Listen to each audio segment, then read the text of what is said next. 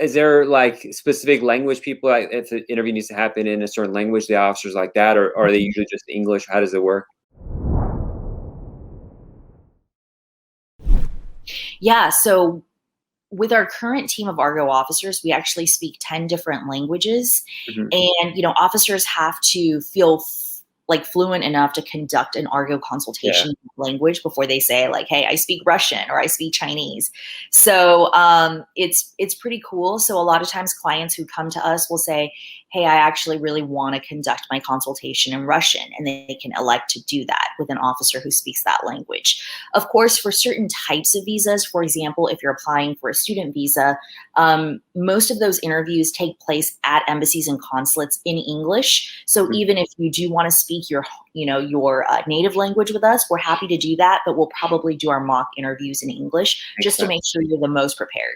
Yeah, because I think it was you or maybe Chris Richardson told me like if you're getting a student visa and you can't, you're going to university here and you can't speak English, it kind of Yeah. is like a huge red flag of, well, how are you going to study there if you can't carry on a simple interview with me?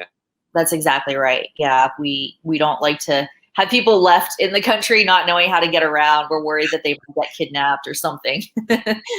And like, would the attorney be on the line too usually, or is it it's just you have a private one-on-one with the client? How would the attorney be involved in that?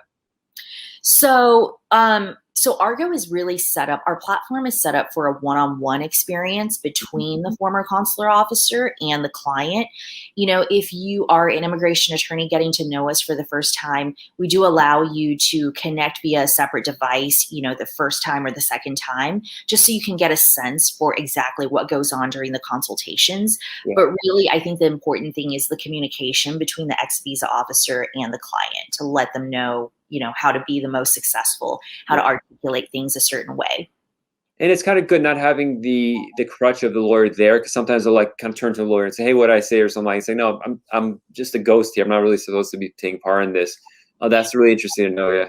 Yeah, and I think most immigration attorneys I know are just already so busy. They have so much to do. They would probably prefer not to have to, babysit these consultations. And we want to show you guys we really know what we're talking about based on years of experience adjudicating, looking through DS 160s or DS 260s, Mhm. really understanding how the bureaucracy works and, how you can be the most effective in the few minutes that you have with a consular officer.